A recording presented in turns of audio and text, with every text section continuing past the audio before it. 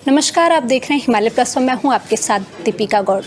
आप सभी को पता होगा कि जहां भी संगीत और नृत्य का नाम आता है तो वहां एक भावनात्मक लगाव भी शुरू हो जाता है और कहीं ना कहीं जो इंसान है वो एक मधुर संगम में भी खो जाता है, जहां वो अपने दुख और दर्द को भुलाता है और उस ओर आगे बढ़ने लगता है।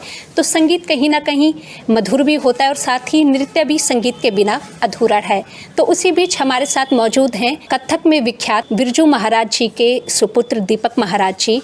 तो सर, आज आपसे खास बातचीत करने के लिए हम यहाँ पे मौजूद हैं और साथ ही सबसे पहले आपसे जानना चाहूँगी कि देहरादून आगमन आपका हुआ है, देहरादून कैसा लगा? देहरादून मुझे शुरू से बड़ा अच्छा लगा है। और देखिए, एक तो होता है स्थान तो है ही है बहुत अच्छा। हालांकि मैं बहुत ज़्यादा परिचित नहीं हूँ यहाँ काफ़ी लोगों से, क्योंकि मेरा बहुत कम आना जाना है यहाँ पर।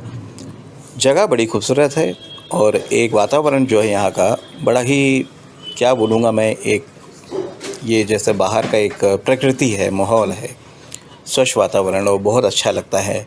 तो इसलिए लोग क्या करते हैं कि कभी कभी ऐसे स्थान पे भी आते हैं कि जहाँ अच्छे, और लोग बाग तो अच्छे हैं ही हैं यहाँ के जो हैं। सर, जैसे कि आपके पिता तो कथक में विख्यात थे और आपने भी अपने परिवार के अनुसार आप भी इस चीज़ में विख्यात हैं, एक अच्छा नाम कमा रहे हैं। तो आपसे मैं सबसे पहले जानना चाहूँगी कि आप बचपन से ही आपका इसी में रुचि था कि आपको किसी और क्षेत्र में भी आगे बढ़ना था? देखिए, बचपन जो होता है वो बड़ा ही कोमल होता है और उस समय तो ज़्यादा आदमी कोई निर्णय नहीं ले पाता है कि उसको करना क्या है। मैं ये कभी नहीं बोलूँगा क्योंकि मेरे पिता एक विश्वविख्यात कलाकार रहे तो मेरी रुचि तभी से बढ़ी।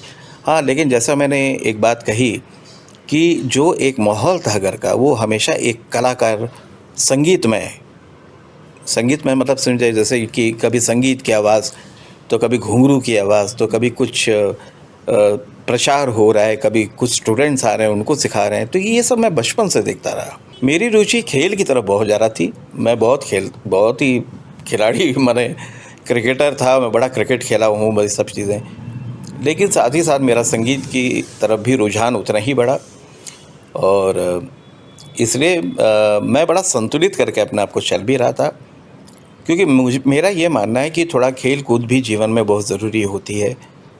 और क्योंकि उससे क्या होता है कि एक ऊर्जा जो जीवन में बनी रहती है, जैसे ऊर्जा बनी रहती है आपके अंदर, तो उसने भी बड़ी मदद की मुझे। लेकिन जिस समय मैंने बिल्कुल नृत्य क्षेत्र पे आ गया तो मेरा रोज़ का रियाज, अभ्यास और ये सब चीज़ें, तो ये तमाम कई सारी बातें होती हैं।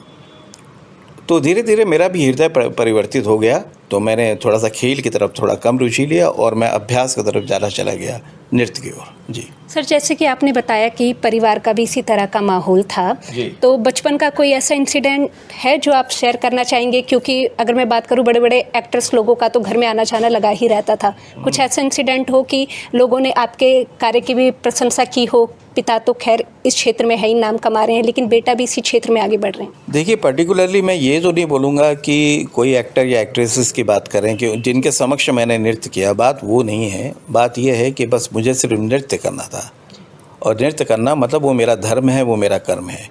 जो मुझे मेरे गुरु से मिला शिक्षा, हम हमेशा उनको अपना जीवन का आदर्श मानते रहें और मानते रहेंगे, तो उनके माध्यम से लेकिन हाँ, ये ज़रूर है कि महाराज जी की वजह से बड़ी बड़ी हस्तियों से मुलाकात भी हुई, उनके सामने नाचने का मौका भी मिला और प्रशंसा भी मिली, तो बड़ा अच्छा लगा मन को। लेकिन ऐसा नहीं है कि जो फिल्मी दुनिया से लोग जुड़े हैं उनके सामने मैं नाचा ये क्या। हाँ, कभी अगर भविष्य में कभी ऐसा हुआ कि अगर मुझे दिखा कि हाँ भाई, बड़े बड़े लोग बैठे हैं जो फिल्म से जुड़े हैं या कोई भी हैं, डायरेक्टर हैं, ये हैं, तो देखिए मैं नाचूंगा तो वही मेरा जाप जो है वो तो वही है, ता थई थई तत्। चाहे मैं वो यहाँ नाचूं, चाहे मैं विदेश में नाचूं, चाहे मैं किसी के भी सामने नाचूं, मंत्र एक है, एक मंत्र, गुरु मंत्र, बस ता थई थई तत्, बस यही है। तो मैं वो जपता रहा हूँ और जब तक श्वास है जपता रहूँगा। सर, जैसे कि देखा जाता है कि युवाओं में खासकर कि वो वेस्टर्न कल्चर की तरफ भी अपना रुख आजमा रहे हैं, उस ओर बढ़ रहे हैं। अगर कथक की बात करें तो ये कितना अलग है और कितना खास है? देखिए, ऐसा ही शास्त्रीय है ये, ठीक है ना। मैं किसी भी कल्चर को मैं बुरा नहीं बोलता। वेस्टर्न की अगर आप बात कर रहे हैं तो मैं वेस्टर्न को भी बुरा नहीं बोलता। वेस्टर्न में भी आपको उतनी ही अभ्यास करनी पड़ेगी जितना आपको क्लासिकल में करना होता है। रिदम वहाँ भी है, रिदम यहाँ भी है। लेकिन जिसको कहते हैं जड़ कहाँ से आया, विरासत कहाँ से आई, वो है क्लासिकल, उसी को क्लासिकल बोलते हैं। उससे कई सारे शाखाएं निकली। कहते हैं ना, वृक्ष तो वही है, रूट वही है, शाखाएं बहुत सारी निकली। तो ठीक है, जिसको जिस चीज़ में आनंद मिलता है, मैं कभी इस चीज़ के लिए मना नहीं करता, लेकिन मैं ये भी बोलता हूँ अपनी विरासत को मत भूलो, क्योंकि वो आपके सिर का ताज है। आप उसको भूल जाएंगे जीवन में तो क्या होगा, धीरे धीरे विलुप्त होता चला जाएगा, ख़त्म होता चला जाएगा। लेकिन हमने भी सोच के रखा है कि हम अपनी तरफ से, और मैं देख भी रहा हूँ इस वर्कशॉप में तमाम जितने भी लोग आ रहे हैं पूरे डेडिकेशन के साथ आ रहे हैं और सब लोग खूब आनंद लेके सीख रहे हैं। इसका मतलब लोगों के मन में अभी भी है वो वाली भाव सीखने की। जी सर, जैसे कि आप जिक्र भी कर रहे थे कि आपके पिता चाहते थे कि आप देहरादून पहुँचे और यहाँ के लोगों को भी आप कथक से जुड़ी जानकारी दें और उन्हें कथक सिखाएं, तो आपकी ये इच्छा भी पूरी हो गई है देहरादून आकर? हाँ, बिल्कुल हुई। और हमारे श्री उत्पल सामंत जी सुर लहरी संगीत, आप तो जानते ही हैं कि बहुत ही गुणी इंसान हैं और बहुत ही प्रख्यात संगीतज्ञ भी हैं। तो उनके द्वारा मुझे यहाँ बुलाया गया। मेरे शिष्य हैं जो कि महाराज जी से पहले सीखते थे, स्वर्गीय डॉक्टर मधुकर आनंद जी के बेटे हैं आर्यवानंद। तो उन्होंने मुझे यहाँ निमंत्रण दिया और वो मुझे क्योंकि इतने दिल से प्यार करते हैं तो मुझे चाचा चाचा भी बोलते हैं। मैंने कहा हाँ बिल्कुल, मैंने कहा इससे बढ़िया रिश्ता क्या, क्योंकि मेरे दिल में कभी भी वो गुरु वाली भावना नहीं रहती। मैं हमेशा सबको बस ये कहता हूँ, मैं केवल अपना धर्म निभा रहा हूँ, मैं केवल अपना कर्म कर रहा हूँ।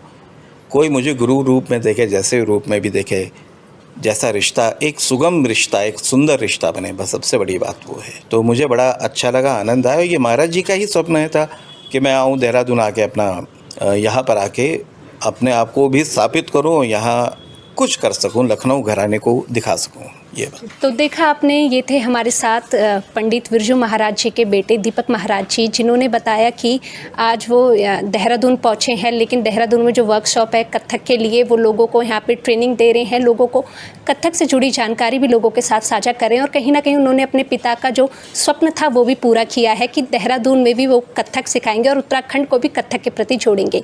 और इसी तरह की वीडियोज़ के लिए हमारे साथ हिमालय प्लस पे बनी रहिए। देहरादून से मैं दीपिका गौड़ अपने सहयोगी हर्षित के साथ।